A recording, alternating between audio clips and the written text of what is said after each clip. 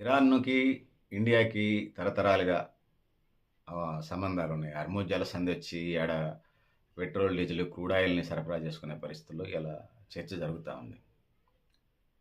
So, Iran సంస్కృతి అంటే Zoroastrian మతం ఉండేది. ఇస్లామిక్ ఆచారం తర్వాత పార్సీలు వాళ్ళు జొరాస్ట్రియన్లుగా లేకపోతే పార్సీలుగా పిలువబడ్డారు. వాళ్ళు పార్సీ మతస్థులు. పర్షియా భారతదేశానికి వచ్చారు వాళ్ళు. సో, వాళ్ళు వస్తూ వస్తూ శత్రువుల నుంచి రక్షణ కోసం నిప్పుని తీసుకొచ్చుకున్నారు. సో, భారతదేశంలో వేదాలు గాని, పర్షియాకి సంబంధించినటువంటి అవెస్టా గ్రంథాలు గాని, దగ్గర దగ్గర సంబంధాలు ఉన్నట్టుగా అనిపిస్తాయి. ఇంకా అట్లా చెప్పుకుంటూ పోవాల్సొస్తే భారతదేశంలో ఉన్నటువంటి టాటాలు, వాళ్ళ కంపెనీలన్నీ కూడా పార్సీలకు సంబంధించినవిగా మనం చెప్పొచ్చు. పర్షియన్ కవులు కూడా రూమి, హఫీజ్, సాది వంటి వాళ్ళు ఇండియాలో కవిత్వాలు రాశారు. అవి తలమానికంగా భారతదేశంలో ఆచరిస్తుంటారు. సూఫీ సాంప్రదాయాలు ఇండియాలో భారతదేశంలో స్థిరపడ్డాయని చెప్పొచ్చు. అవతార్ మెహర్ బాబా పార్సీ మతంలో పుట్టాడు.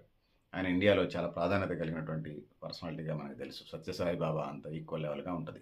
ఇరాన్ చాయ్ హైదరాబాద్ నుంచి ముంబై దాకా, ఢిల్లీ దాకా మనకి ఇరాన్ చాయ్ కారణం అది. ఇరాన్ చాయ్ అంటారుగా అదే వాళ్ళొచ్చినటువంటి ఇరాన్ చాయ్ అది.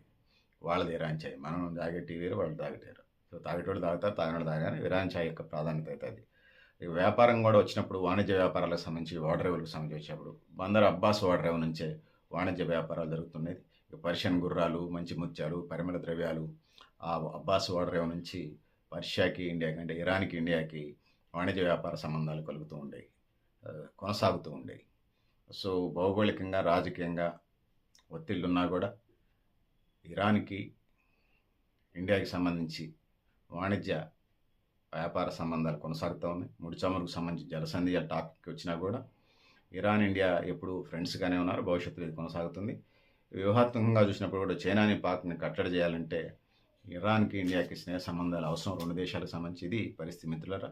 మీరు కూడా మీ అభిప్రాయాన్ని కామెంట్ బాక్స్‌లో రాయండి తెలియజేస్తూ నేను గరిడేపల్లి సత్యనారాయణ, న్యూ లక్ష్య ఆర్గనైజేషన్.